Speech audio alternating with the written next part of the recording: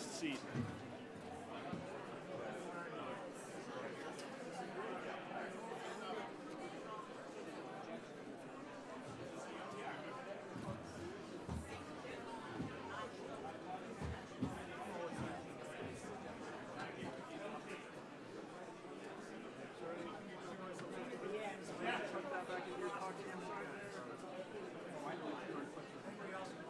We did, but that's not all.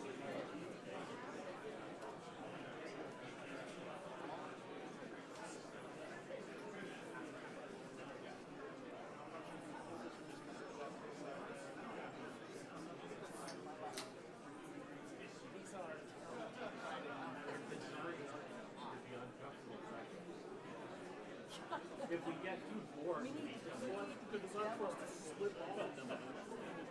So Jake's doing this, right? I think so, yeah. Maybe they should put a talk too much and just slip. They should put a shoe in front.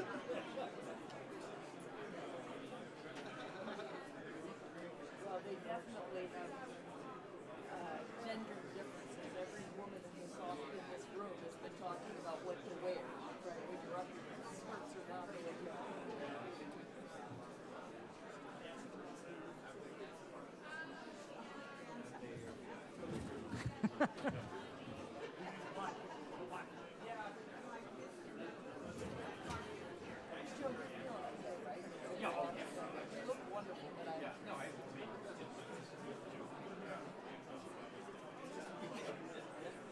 My father, at 87, has he's walking better now than he did 5 years ago. There you are. Look at me. Between two beautiful women. What can I ask? This is your lucky day. This is. Damn it. Doesn't get better than this. I told Joe I'll sit next to it any day. Wow. Yeah. She's in a golf tournament. She's advanced golf tournament.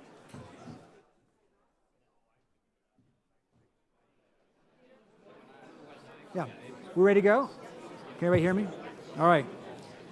Okay, hello everybody. All right, this is where I say shh.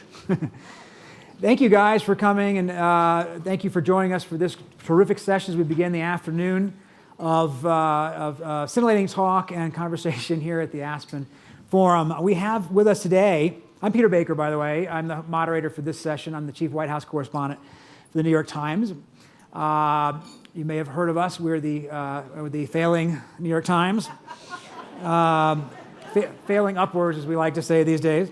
But we're really, really privileged to have today with us these four insightful and experienced thinkers and practitioners, all of whom I know are very familiar to all of you, but I'm going to introduce them anyway real quickly. We have Jane Harman, the director, president, and CEO of the Wilson Center in Washington. We're actually been privileged to have 2 fellowships for book projects over the years. Thank you very much, Jane.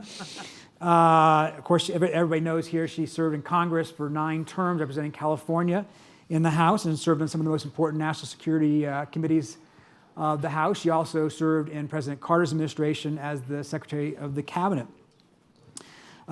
Joe Nye, of course, here to her left is the co-chair of the Aspen Strategy Group. Everybody knows him. He's also University Distinguished Service Professor Emeritus and former Dean of the Kennedy School at Harvard. He served in several capacities in the Carter and Clinton administrations, including Assistant Secretary of Defense for International Security, Chair of the NIC, the National Intelligence Council, and Deputy Undersecretary of State for Security Assistance, Science, and Technology. To Joe's left is Emery Slaughter, who's the President and CEO of New America, and the Bert G. I'm going to mess this up. Kerstetter, University Professor Emerita of Politics and International Affairs at Princeton University, where she was also at one point the Dean of the Woodrow Wilson School of Public and International Affairs. I follow in Joe's footsteps. I possibly can. She also serves as Director of Policy Planning at the State Department under President Obama and is a contributing editor to the Financial Times. And of course, Bob Kagan here, the runt of every litter, but we so happy to have him here. That was me. I'm trying to get him going. I want him to be our provocateur up here today. We'll talk afterwards. Bob is a great friend. He's the Stephen and Barbara Friedman Senior Fellow with the Project on International Order and Strategy in the Foreign Policy Program at Brookings Institution. It's the world's longest title. It really is, yeah. A contributing columnist to the Washington Post. His latest book, The Jungle Grows Back, is a terrific book. If you haven't read it, I love it. It's a smart insight into the liberal world order and the need to tend the garden, if you will. He served in the State Department under President Reagan, including as principal speechwriter for Secretary of State George Shultz.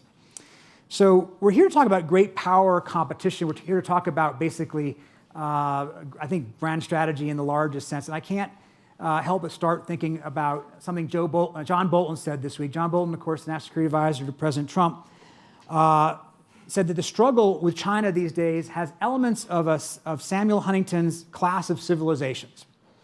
Now, we've heard that a couple times from people in the Trump administration. It's a very interesting and provocative thought.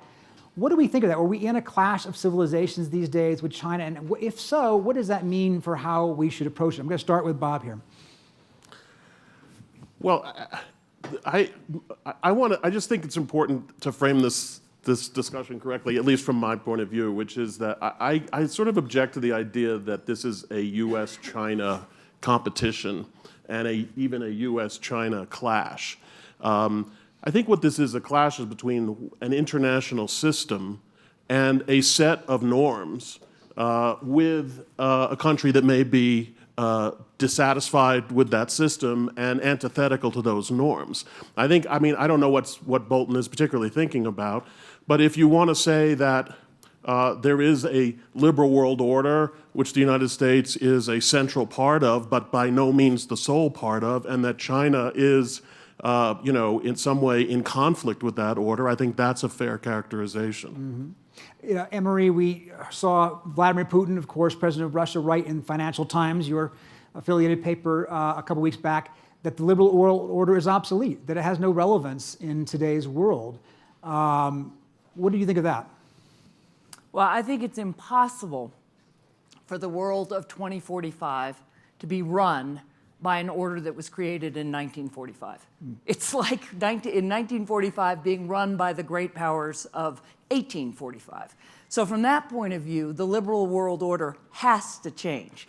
And the biggest problem we've had is that those of us who believe in it and believe in a rule governed order are looking backwards saying we need to hold on to this thing, not forwards in terms of here's how a set of rules and norms and institutional arrangements can actually solve global problems, which we're not doing a good job of. And I just want to say one thing on the US-China clash of civilizations. Trump injects race everywhere he can, and this is no different. And I just have to say, you have to read Bob Kagan in the Washington Post on exactly how this is happening.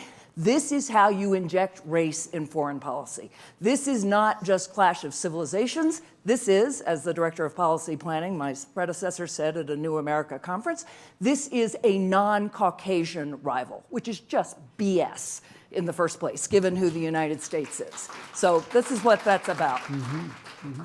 Well, Joe, that's a really good question, and that's a really good point. Is this, we only have a clash of civilizations with people who do not look like us, right? And but does that mean that, therefore, that the fact that they don't look like us means that they don't share some of the same inherent values, or that we can't find inherent shared commonalities? No, I agree with both Bob and Anne-Marie. I'm about to publish a book called Do Morals Matter? Presidents and Foreign Policy from FDR to Trump. And what's interesting when you look at those 14 presidents is that they never define things in terms of race. The liberal world order was defined in terms of an open rules-based system. Yeah. I think Anne-Marie's right that you're not going to have the degree of liberalism in terms of democracy that we might have expected. But in terms of an open and rules-based system, the Chinese have a lot of interest in it. Listen to that panel, those two panels we heard this morning. There's some areas where we need to hit hard at the Chinese, and should, but there are other areas where we have common interests, climate change being an example.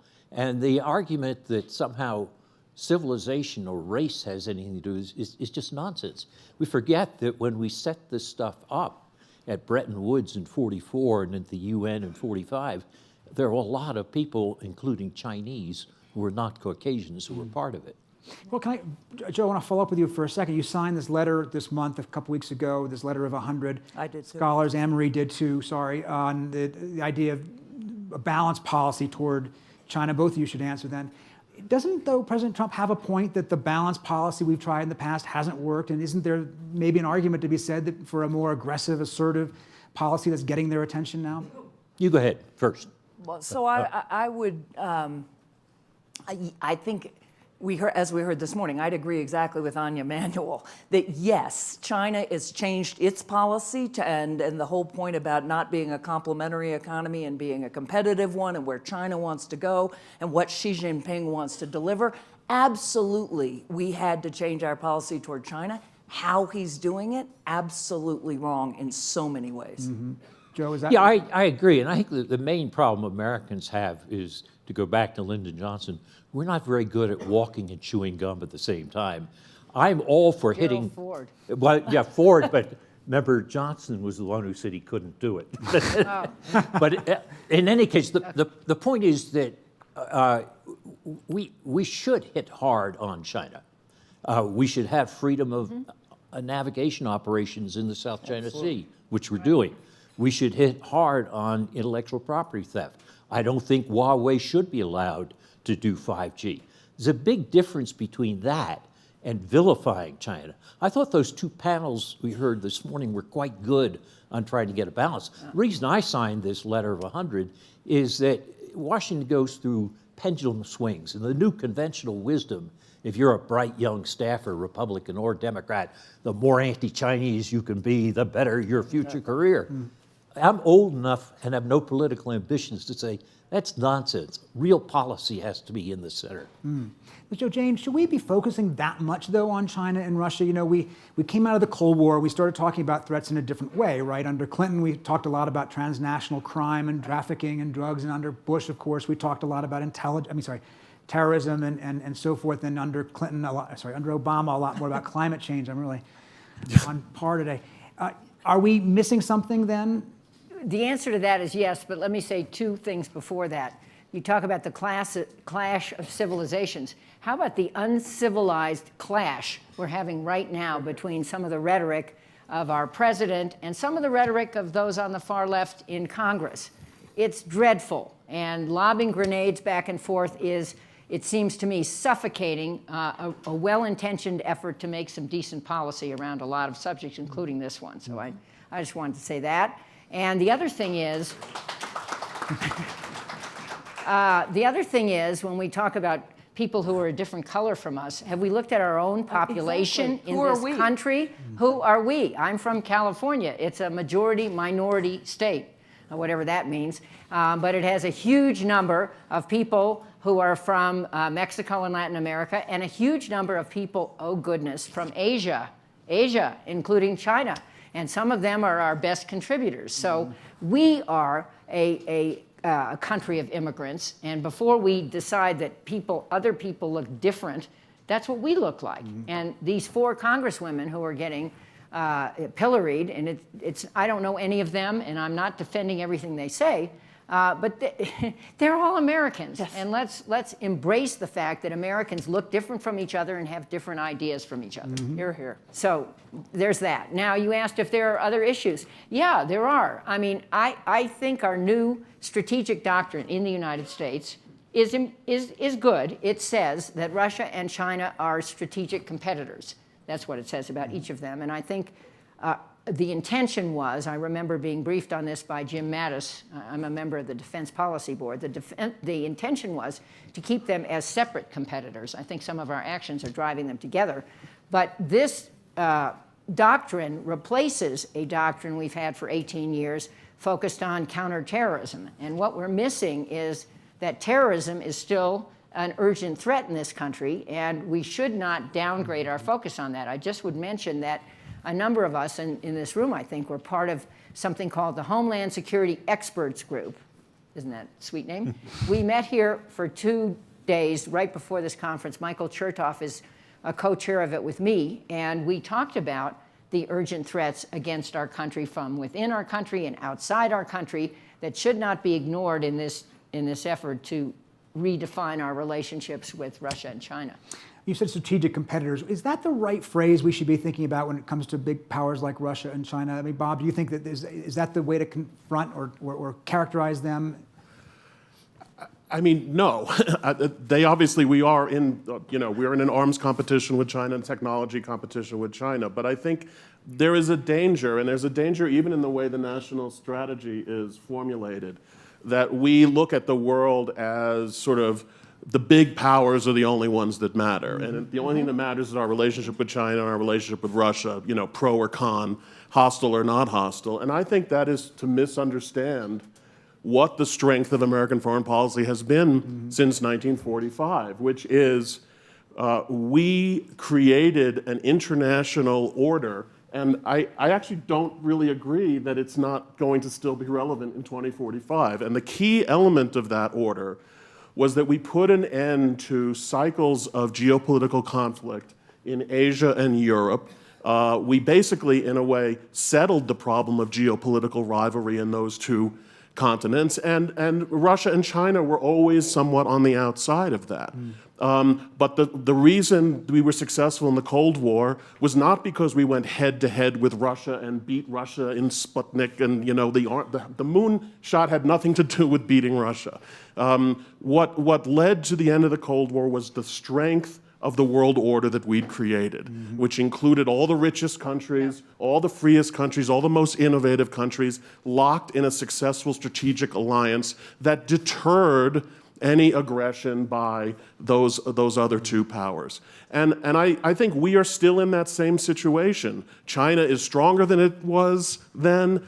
Russia is weaker than it was then. But the core of our strategy has still got to be about these strategic alliances, this largely democratic world, this open economic order. And that's how we'll deal successfully with China, not by looking at everything China does and saying, they're better at us than this, so that's a disaster. I mean, our goal with China, I'm going to stop in 1 second, but our goal with China should actually be to encourage their success as a country economically, socially, while at the same time deterring them militarily, because that's the threat that we have to make. It can't be just a threat to us that they're doing well economically, and our foreign policy should not be designed to make China do badly economically. I don't think that's the secret to the successful, stable world that we want to have. Emery, you're both nodding and shaking your head. Well, I know.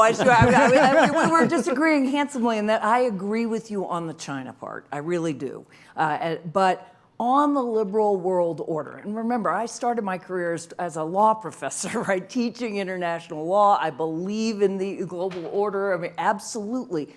But look, if you are India, if you are Africa, if you are Japan, if you are Germany or the EU, and you look at the Security Council, you're like, what is this? This is a doctrine, this is a structure that had to be updated. And many of us tried to actually see Security Council reform. And of course, it wouldn't happen. You either tried to do it with adding 4 more great powers, or you tried to do it with medium powers.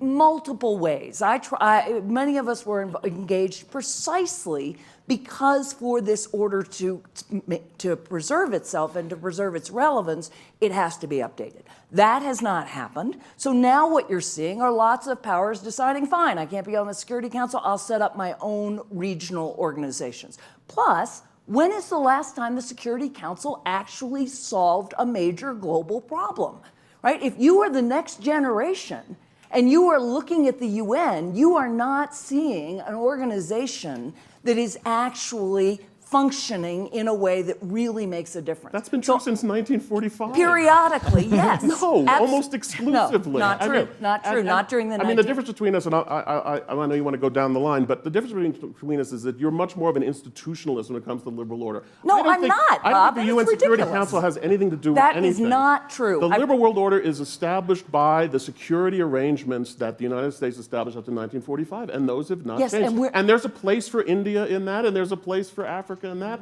and they're all Yeah, as long as we give them sufferance for we're in charge and we let them do it, they're not going to put up with that. But you're actually not listening to what I'm saying. Oh, I'm sorry. Yeah. You're not. Good. Okay, but let me just say what I want to say. I am all for a I'm the rules. runs. Don't forget. Oh, yeah. I'm all for a rule-based order. It has to adapt. Those of us who grew up in what it was in the 20th century have to recognize a lot of change. From my own point of view, it's not state-based institutions. It's global networks of many different kinds that include states and business and nonprofits, and in ways that go well beyond the institutions. As the rabbi said, you're both right. Exactly. I think to go back to your original question, Peter, there's nothing wrong with a national security strategy which says that China and Russia are strategic competitors. They're not the only competitors, and that's an important opening point. But there are two things wrong with the strategy. One is it doesn't distinguish between Russia, which is a declining power, which you have to handle very differently, from China, which is a rising power. A declining power can be extremely destructive because it has few stakes in the game. So Putin is a spoiler. And if you just want a historical example, World War I was started by Austria-Hungary with a little help from Serbia, but it was the declining power which took the highest risk. And so Putin is a very high risk, and the danger is a strategy which adjusts to him, which does not mean what Obama did, which is denigrate him, but figures out how do you use him. That is something which is different from the strategy you want for China, a rising power, which actually has a stake in the future. And for that, you go to Anne-Marie's point, which is you can get China to play in a rules-based system. It won't have the liberal values we want, but there are certain things, as we heard this morning, where you can get them in. We call China a revisionist power, but there's a big difference between the revisionism of Hitler in the 1930s, who wanted to kick over the table, and China, which simply wants to tilt the table so it gets more of the poker earnings on top. That can be handled. The Hitler-type problem can't be. So the big problem with this strategy is it doesn't distinguish between different types of competitors. The other thing wrong with the strategy is it's not what we're doing. It has almost nothing to do with what President Trump is doing. President Trump's, I don't know whether he's read the strategy. I have some of my friends in the government say no. But the major point is Trump does have a strategy. We heard it this morning. It's a strategy of nationalist protectionism, which sees the U.S. as the sucker over time. And this order, which Bob and Anne-Marie referred to, in Trump's view, is a sucker's order. And if we would just do unilateral nationalist protectionism, we would make America great again. And that has almost nothing to do with National Security Strategy 2017. So Jane, what do you think about that? I mean, is the president actually following his own national security strategy, or is it all made up as he goes along? Well, I was just thinking about the fact that it was written by people who no longer work for him. Yeah. They've all been forced out or quit or fired. And so I think probably that strategy is dead on arrival. What is his strategy? Joe is right in this sense. I mean, the way he looks at things is real estate deals. You do a deal with somebody else, so it's bilateral, and it's win-lose. Somebody gets the property, somebody doesn't get the property. And I don't think international relations set up that way. I don't think they ever have, and I don't think they should. I agree with Bob. I loved your book, by the way. You know that I've said that many times. And The Jungle Grows Back is the name of the book, and it's all about what happens to us if we abandon the liberal world order. And the jungle is growing back in some respects. So I love the book. But I also agree with Anne-Marie that the world is changing, and our multilateral must have these relationships have to adjust and change too. And I agree with Joe. I'm really not that Russia and China are completely different. One is a declining power and one's a rising power. So where does this leave us? It, to me, leaves us in need of leadership that gets the world where it is now and where it is going. I think that there certainly are people in this administration who still work there who have that view, that our alliances matter. Certainly our alliance with NATO matters a lot. The US Congress basically unanimously believes that. I mean, I haven't gone back to Congress much because it's such a downer, but I went 3 months ago or so when the Secretary General of NATO, who was just here yesterday, spoke on the floor of Congress. Why did I go? Because he was invited on a bipartisan basis, listen up, by Mitch McConnell and Nancy Pelosi. And the things he said got universal applause. Everybody stood up, everybody applauded, and we haven't seen that movie in a long time. So all I'm saying is there are folks in the United States who still have very potent podiums who see the world as I think we all do, including you, Peter. That's a great question, Jane. I mean, like, is Trump an outlier who at some point will go away in a year and a half or 5.5 years, and then the Republicans and the Democrats will come back to this sort of semi-consensus they've had over these large questions before his arrival, or has he changed things in a more permanent way? Well, if you're asking me, I don't know the answer to that. I don't think we know if and when Trump is going away. And there also are other people now in leadership positions in other countries who are behaving the way Trump does. So I think our politics is changing. There's some good signs, some bad signs, but populism, bottom-up politics, diffusion of power, driven by social media, globalization, fear, and Trump is playing on this big time, fear of cultural change, this kind of thing, is everywhere in the world. So I don't think we ever can go back. What are we going to go forward to? And that's a challenge for all of us. And let me just speak up for think tanks, Marie. Think tanks, we think. And we try to frame issues based on a serious, sober understanding of issues. And I don't see that happening in many places. Of course, I'd give a shout out to the Aspen Strategy Group and the Kennedy School. So, Anne-Marie, if we're heading into 2020 with this question of whether President Trump will stay around, will be resolved, part of the question is who might be the alternative. And you wrote this week, I think it was this week in Financial Times, about the Democrats and their debate. And they were asked, what is the single most important threat to the United States? And a lot of them said the more traditional answer, like a Russia or a China. And then some of them said the climate change or nuclear proliferation or cross-border. What did you take from that discussion on their part?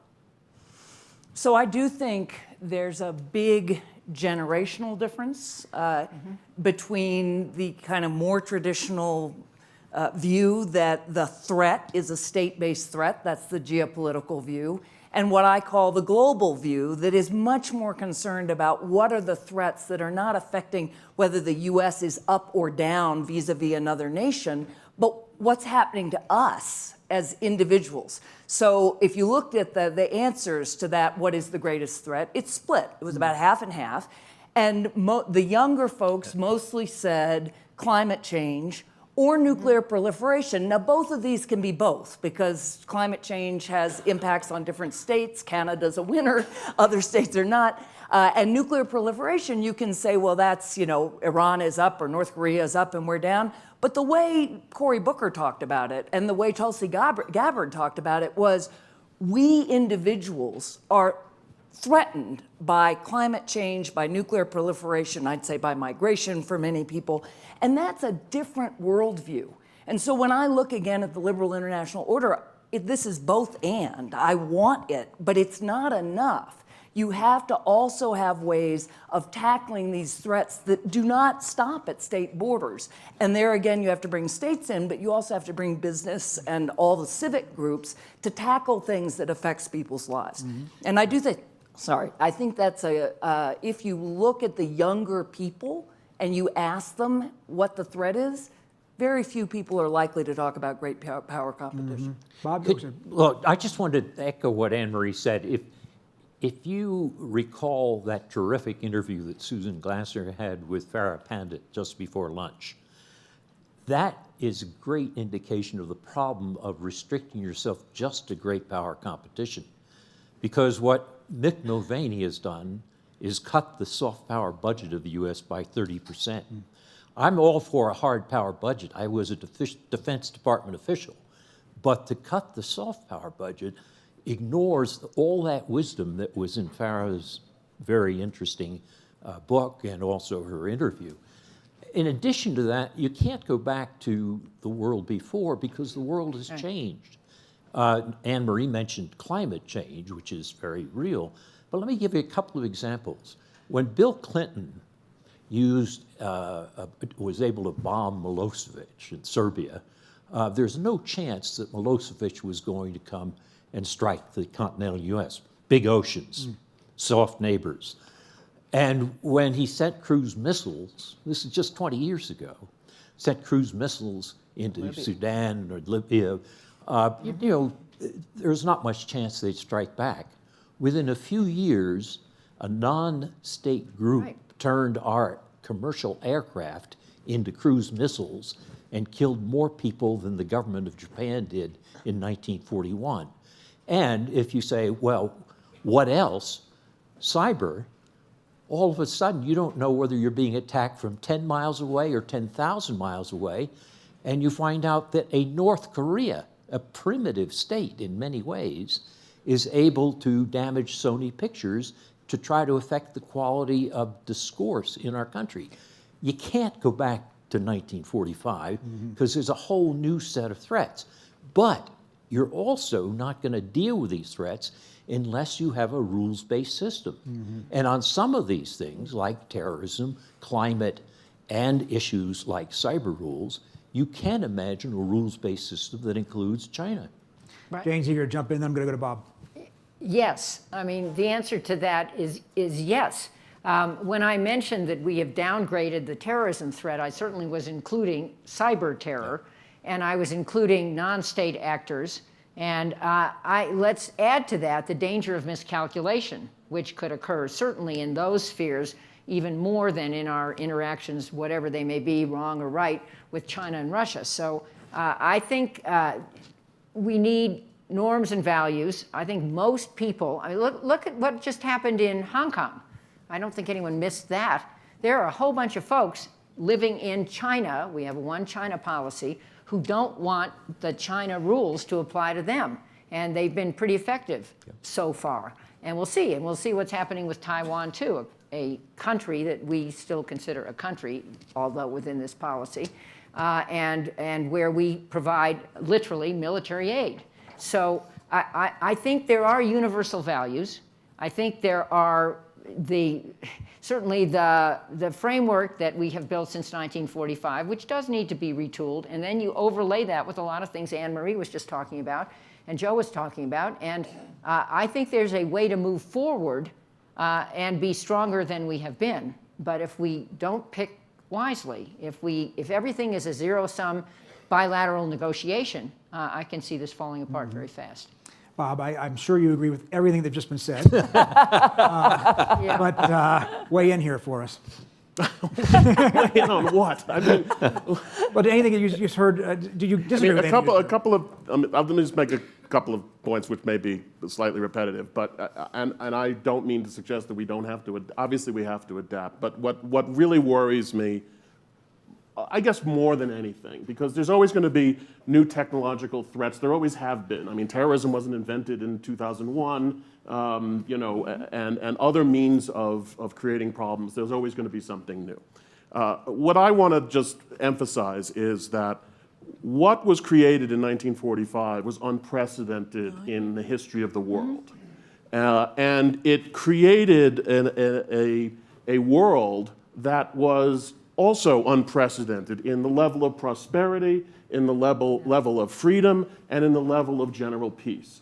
And I think what we don't really recognize is how quickly that can disappear. Yeah. And so I want to make sure that while we're doing all the other things that you're talking about, that the one thing we do for sure is hold that together, because we don't think very much about what will happen in Europe if the United States withdraws. We think that Europe is just going to go sailing meekly by, but I believe that Europe will return to the problems that it had before, ultimately, because we are the deus ex machina keeping Europe stable. And the same is true in Asia, where the conflict between Japan and China was the historic conflict, and it will be the conflict of the future. And so if we maintain those things, of course we have to do all the other things. Now, just to get to your question, which is what about Trump and the American public? Trump didn't create this mood in the American public. The American people, it's worth recalling that what we did after 1945, what the American people did was take on unprecedented responsibility for global affairs. No nation in history has ever shouldered the responsibility that the American people shouldered. There's all kinds of reasons why they did it, but it was not only unusual for any other nation, it also was unusual for the United States. That's not the history of the United States prior to 1945, is taking on global responsibility. So I think it was inevitable that at some point, many Americans were going to say, remind us again why we're doing this. Right. And this began, Iraq was a catalyst, Afghanistan was a catalyst, but the 2008 financial crisis was a catalyst, but I think it was waiting to happen, that eventually Americans would come to doubt whether this was necessary. And we are firmly in that place right now. I believe Obama, with his general sense of pulling back, was where the American people are, and I fear that where Trump is not far from where the dead center of American public opinion is. Yeah. When Trump says horrible things about NATO, we in this room get all upset. The American people don't get upset. They're not complaining about it. So that's my concern, that we are ineluctably moving in this direction. I think actually you're right to the extent that there's more commonality between Obama and Trump than a lot of people recognize. Yes. I mean, obviously Obama is a more polytest figure. He's not a bomb thrower by nature. He's not gonna tell NATO that they stink the way that Trump does. But and you take away the protectionism part of it, the idea of why should we be the world's policeman is at the essence of what Obama said with his "don't do stupid stuff" philosophy. Because being the world's policeman means doing stupid stuff. In a way, he equated that. Can I whether he rightfully so or not. Can I just disagree a little bit with that characterization of Obama, though I agree with Bob's basic point. The U.S.-Japan alliance is the single most important asset we have in East Asia. And Obama did not denigrate that. No. Trump left behind a stink bomb when he left Osaka, saying maybe this isn't worth it after all.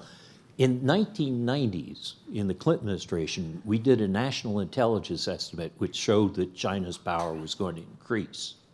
The first thing we did in policy terms was not to ask China into the WTO. It was to reaffirm the security alliance with Japan. And that worked. And all these people say China is going to drive us beyond the first island chain. Guess what? The first island chain has a name. It's Japan, and they pay us to keep 50,000 troops there.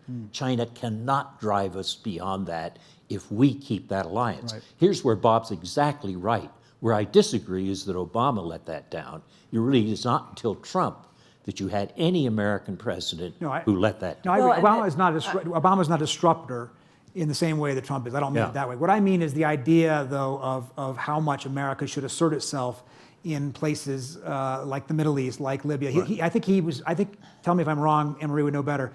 I think he was burned by what happened in Libya. He believed it ended up being a mistake. He shouldn't have allowed himself to be convinced to do it. And from that point on, his philosophy was, we can do more ill by intervening in an aggressive way than we can do good, and therefore we should hold back as a philosophy. Am I wrong about that? Yes, but actually, so this conversation has helped me understand exactly where you and I disagree. And it's a very important point. You are absolutely right that Obama, like Trump, had a view that the United States should not be the global policeman. That he absolutely, and he was pulling back in various ways. The difference is, he thought... Not in Asia. What? Not in Asia. Right. He was pivoting to Asia. Yeah, he was pivoting, but even there, he didn't want us to always be out front. And I disagreed vehemently with him on Syria. I wanted him to be far more out front on values issues where you and I agree. The difference is, Obama was absolutely determined to replace that U.S. role with a much more multilateralism one. He was committed to multilateralism to a degree that even people like me got frustrated with, whereas Trump has no use for multilateralism. Trump wants us to go alone. So the Obama vision, and this is where you and I disagree, if the US pulls back out of Europe, Europe's not going to fall apart. We're not keeping Europe together. Europe has its own problems, but ultimately Europe with us are part of a vision of a rule-based order, and we need them there more at the table. We need all of our allies more at the table. So I think the difference is I believe in this order. I think it has to be updated radically. I don't believe it's the US that has to keep it together. Let me, go ahead. No, that I think is a really key difference in terms of how Trump and Obama thought, but maybe also sort of your vision of what a rule-based order has to look like and how I see it being updated. Well, two more comments. Obama with climate change and Obama with the JCPOA agreement with our allies to contain Iran's nuclear program and a number of other things was inventing new forms of collaboration. But I wanted to raise something we haven't discussed, which I think is possible, and that is the US can be left behind by the behavior we are exhibiting. Europe is a larger market than we are. And I was in Europe last week. Nobody seems to have any use for our current government in Europe. They feel very insulted. But Europe just did a big deal with Mercosur, the Latin American trading regime. And there are other deals going on between Canada and Japan, and et cetera, et cetera. And China. And China. And I see a possibility that our smaller market, especially if we behave the way we're behaving, could have fewer opportunities in the world, and realignment and relationships could emerge that leave us out. Let's think about China in Europe and Belt and Road all over the place, in places where we're not, the Chinese economic model, in places where we're not active. So I think we retreat, if that's what we're doing, which is a word I don't like, at our peril here. I want to ask Bob to just have one last thought on this, but anybody who wants to ask questions of the panel, now is the time to get ready to stand up, and I don't know if there's the microphone over there, and we'll have Bob answer real quickly if you have anything to say on what they were saying. Well, first of all, I mean, I want us to work. My whole point is that we have to work with our allies. I guess the only thing I disagree, which is sort of where, I've always disagreed with John Eikenberry that you could pull the United States out and the institutions would still be strong. I think the United States is the core that makes the institutions strong. That doesn't mean we shouldn't have strong institutions. Anyway, I guess just to, and I think Trump is not where the American people are in his absolute determination, not only not to defend the liberal world order, but actually to bring it down. Yes. And this isn't an accident. He is deliberately supporting the nationalist, anti-liberal political movements in Europe against the liberal governing powers. He is actively undermining the liberal free trading regime, and he is actively more sympathetic to authoritarian governments than the liberal democratic government. So he is, in fact, working against the liberal world order. But what makes me worried is I just don't know how the American people respond to that. I'll just end on one point. In the 1920s, you had three things come together at the same time. You had anti-immigration sentiment, protectionism, and isolationism. Well, we definitely have anti-immigration sentiment. We definitely have protectionism, and it seems to me that that goes hand in hand with a withdrawal from the world. And when we have any portion of our country chanting, "Send her home," that is not the basis of a successful international foreign policy. Can I agree with Bob just on this point, which is, I think we focus too much on the threat to the liberal order coming from the rise of China, and not enough from the fact that American attitudes will turn inward. In my book, I quote Madeleine Albright, who says, what worries her is that we're going to act like we did in the 30s, in which we were, to use her phrase, the indispensable country, essentially the largest country that could provide order, and yet we acted like a free rider. And if we return to being a free rider, then I think Bob's right, the jungle will grow back. Yep. All right, let's see if we can get the audience involved here. Anybody have some questions for this great panel? Crowd. Somebody here someplace. Right here?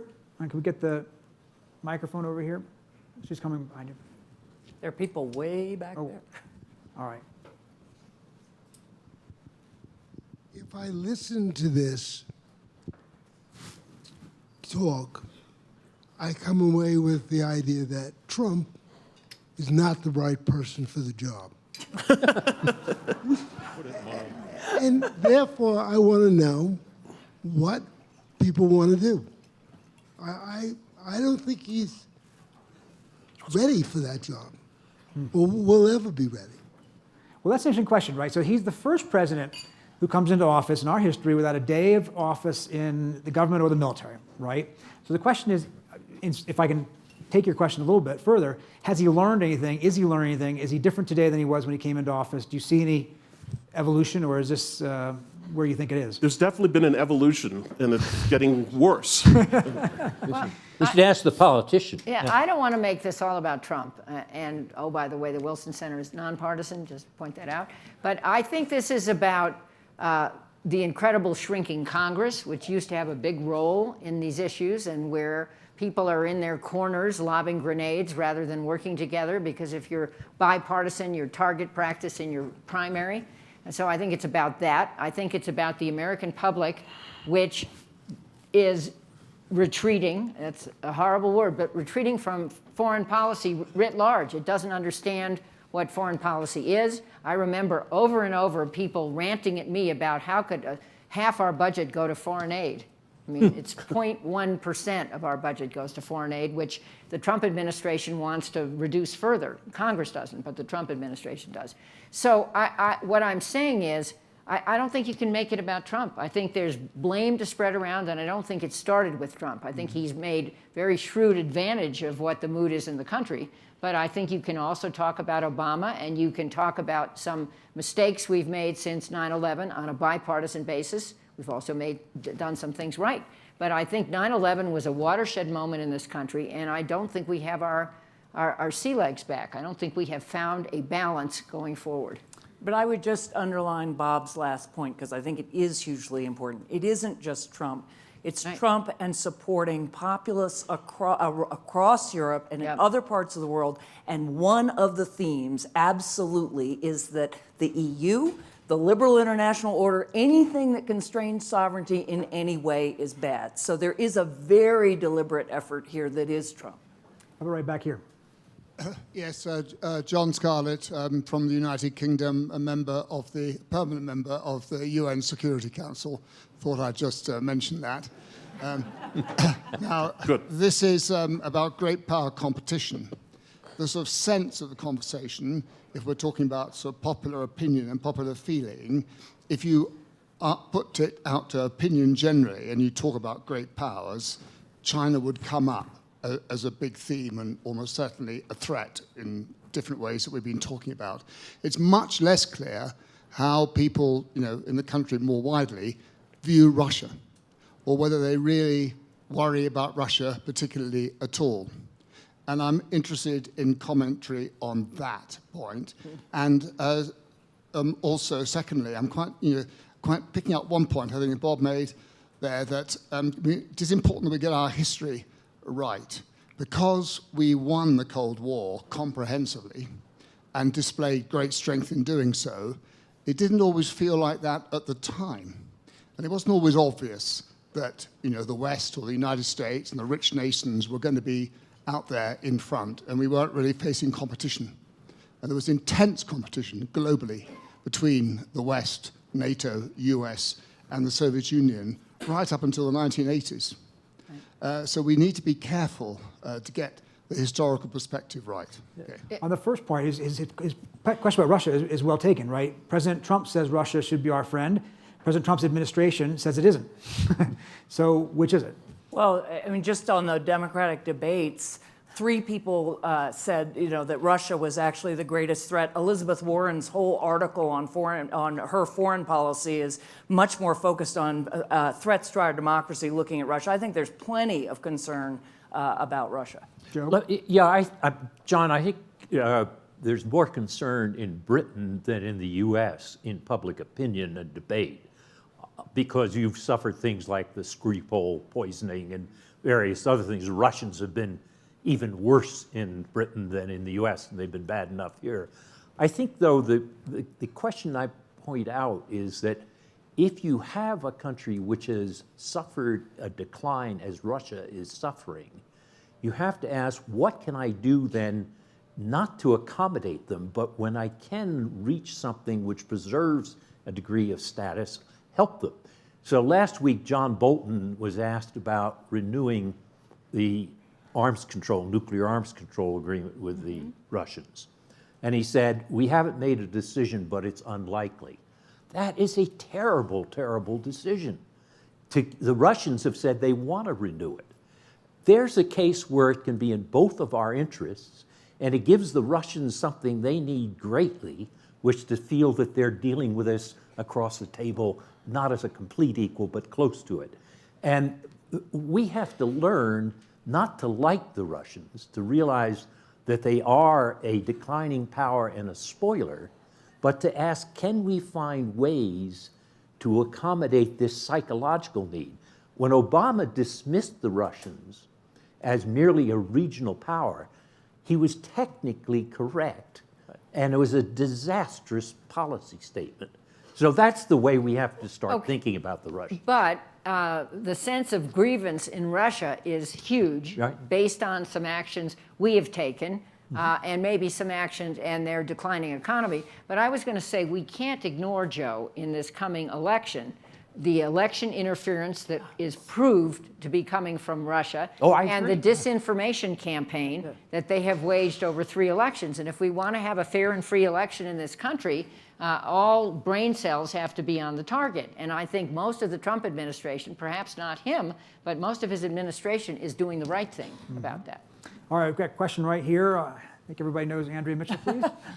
Here comes a tough one. I was going to say. I just wanted to say, as we talk about these alliances and our role, something just happened that the president has announced, which is that the USS Boxer has shot down presumably an unmanned Iranian drone, which the president says came within 1,000 yards of the ship, dangerously close. And I'm just wondering, as the danger of an accidental war could actually take place, where our relationships with our allies in the region, with this president and this administration, and with our particular foreign policy leadership stands when you have incidents such as this, which has just happened? Well, that's the danger of miscalculation. That's what I raised earlier.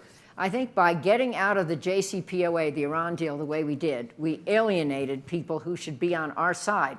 2 of the parties who were on our side with respect to containing Iran's nuclear ambition were Russia and China. Let's understand that. And what I worry about now is, I don't know what the specific facts were here. I assume nobody knows that yet. But if that escalates, and we have a different set of friends in the Middle East at the moment. The Sunni Arab states really want to confront Iran. John Bolton wants to confront Iran. President Trump, so far as I know, doesn't want a military confrontation with Iran. Israel is having an election season where confrontation with Iran would probably help. And so I don't know how this all sorts out. And let's remember, on World War I, Joe was, one of you were mentioning World War I. Yeah. Most people looking back on that, that's 101 years ago was the armistice, think that it was based on a miscalculation. No one can define the actual factual progression that led to a war that was a just war. And it was the most bloody war in our history. So I worry enormously that we don't have the tools and we don't have the focus to make sure we've got our facts right. I want to give Bob, Bob is shaking his head. I want to give him a chance to give us a thought. Well, Germany wanted war in 1914, and that's why there was a war. It was not, nobody stumbled into war. And I mean, on Iran, I don't know what's going to happen, obviously, but my reading of history is that when 2 nations don't want to go to war, they don't accidentally go to war. Somebody has to want to go to war. And my reading of Trump is that he doesn't really want to go to war. And they shot down a drone.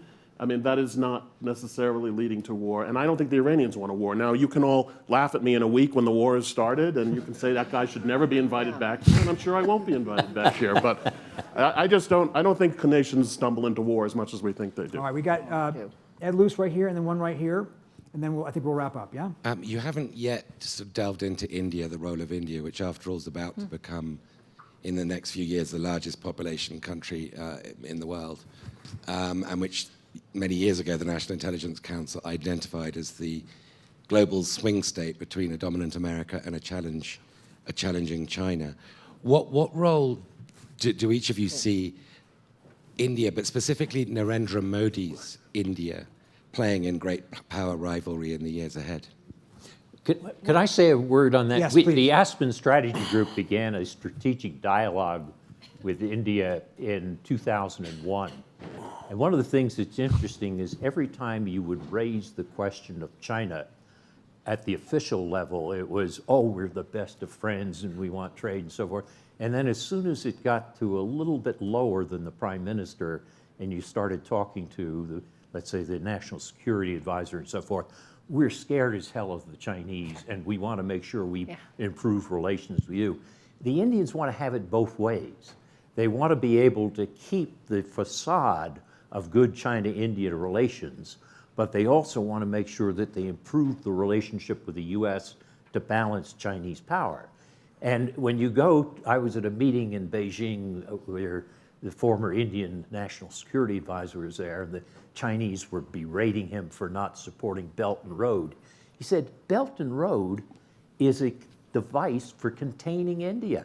What is Gwadar and Hambantota has nothing to do with economics. It's a containment policy.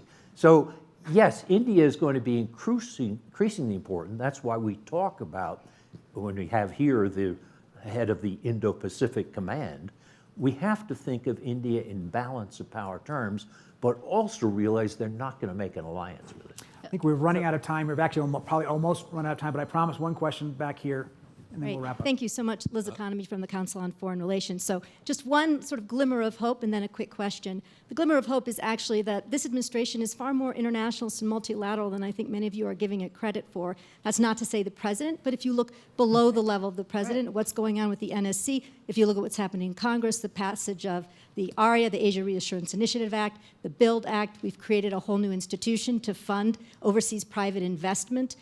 We are out there doing joint projects to electrify Papua New Guinea in consultation with Australia, New Zealand, and Japan. So there's a lot going on under the surface of the president and his rhetoric. So I think we need to recognize that there are many more actors in this government than simply the president. The question is really for Anne-Marie and Joe, and that is, you seem to paint a picture of a China that we can work with. Right? But I think that Bob has pretty much articulated, here are our core values, the values of the liberal world order. They are not ones to which sort of China adheres. We see China not only arresting and detaining 2 million Muslim Uyghurs in its own land, but also exporting elements of authoritarianism globally through the Belt and Road. How do you work with a government like that? So you do both, right? You make very clear that you stand for a different set of values, and they are universal values, and China at one point signed onto them, and you push really, really hard as vocally as you can. And there I stand with sort of a universalist view. But that is not the premise of the UN system. That may be the premise of the Council on Democracies. That may be the premise of NATO. There are different fora where we can push very hard against China on its violation of universal values. But the UN is set up on the premise that if we are going to solve global problems, we also have to work with countries that are very different than we are. So on something like climate change, climate change can do us all in. And China is critical. So I am not going to not work with China on climate change because of their policies toward the Uyghurs. Right. And that's where you have to simultaneously support a global system and global norms. And I think as the United States of America, stand up for universal values, which is why it's so critical that we stand up for them at home to start with against other nations as well. Joe, do you want to end it? Yeah, no, I agree with Anne-Marie. You can condemn China's behavior in Xinjiang. Right. At the same time you can work with them on more effective control of carbon in the climate situation. And we've got to learn to walk and chew gum at the same time. We're not very good at it. All right. Thank you guys very much for coming. Thank our panel for a great conversation.